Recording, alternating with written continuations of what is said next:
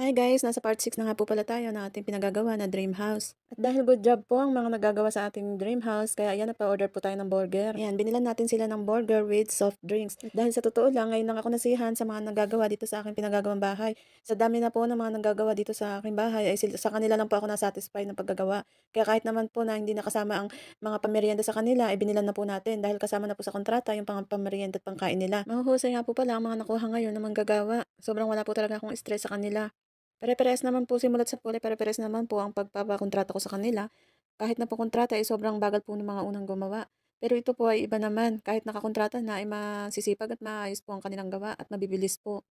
Bali, ayun na nga po ang mga nagagawa nila. Nakapagpa-flooring na rin po sila. Ayan po ang CR at ito naman po ang kusina. Bali, fast forward na nga rin po tayo. Ayan po at nasintahan na po nila hanggang bubungan. Napakabibilis pong gumawa nitong ating mga manggagawa. Sa panahon po talaga ngayon, mahirap po makatagpo ng mga manggagawa na seryoso po sa paggagawa. Hindi po kagaya yung una ko nakuha. Talaga po na parang naglalaro lang po sila habang naggagawa. Hindi ko rin naman po masisisi dahil po ang babata pa po nila. Yung pong isa ay 13 lang po yata at yung isa naman ay 15 lang. Kaya sabi ko talagang hahanap ako ng ibang magagawa. Kaya yun nga po, natagpuan ko po ang grupo nila Mok.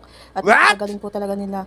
Wala po ako masasabi sa kanila at masisipag po kahit po minsan nga po ginagabi na nga sila ng uwi, wala rin po sa kanila yun. Kaya deserve naman po nila na pameriendahin po natin sila paminsan-minsan kahit na po kasama sa kontrata na yung kanilang merienda at pagkain. Kaya hanggang dito na lang po muna ang aking video. Salamat po sa panonood. At kung bago pa lang po kayo dito sa aking YouTube channel, huwag niyo pong kalimutan mag-subscribe at click the notification bell para more videos po.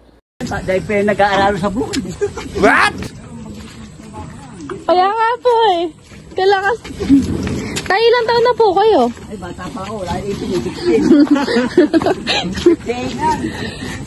Saka ako eh.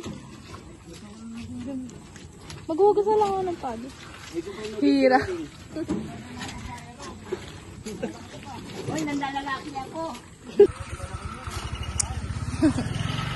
Bye po. Bukas na lang po. Thank you po.